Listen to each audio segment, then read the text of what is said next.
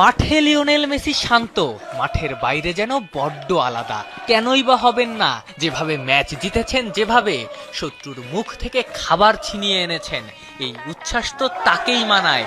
এই উচ্ছ্বাস তো লাউতারো মার্টিনেজদেরই মানায়। এই উচ্ছ্বাস তো আর্জেন্টিনাকেই মানায়। নানা কারণে আর্জেন্টিনা ইংল্যান্ড ম্যাচ বরাবরই বিশেষ। স্পেশাল ম্যাচ আরও স্পেশাল হলো মেসি মার্টিনেজদের কামব্যাকে। মেসিই বললেন, জাতীয় সঙ্গীতের পর থেকেই তাদের শরীরে ভিন্ন কিছু খেলা করছিল। যদিও এটা ফুটবল ম্যাচ, কিন্তু জাতীয় সঙ্গীতের পর থেকেই ভেতরে অন্যরকম অনুভূতি হচ্ছিল। এই জয়ের জন্য আর্জেন্টিন ভক্তরা অধীর হয়ে বসেছিল। দর্শকদের একটা কথাই বলবো, উপভোগ করুন। এই দল আপনাদের হতাশ করবে না। ফাইনালে আর্জেন্টিনার প্রতিপক্ষ স্পেন।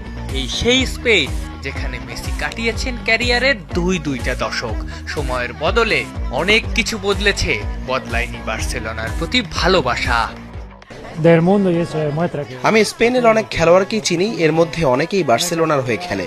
বার্সেলোনায় সেই দল যেটাকে আমি ভালোবাসি এবং এখনো ফলো করি।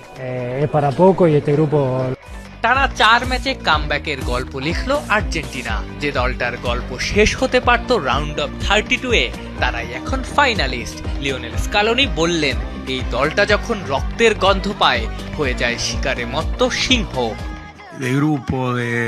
খারাপ সময়ে এই দলটা আরো ভালো খেলে। যখন আমরা রক্তের গন্ধ পাই, নিজেদের অন্য লেভেলে নিয়ে যাই। আমরা বিশেষ, বিশ্বাস করো, আমরা বিশেষ। ম্যাচ শেষে কেঁদেছেন লাউতারো মার্টিনেজ। বলেছেন, ছোটবেলায় প্রথম যখন বুট পেয়েছিলেন, এরকম মঞ্চে গোল করার স্বপ্নই তো দেখেছিলেন। আফনান পিয়াল, যমুনা স্পোর্টস।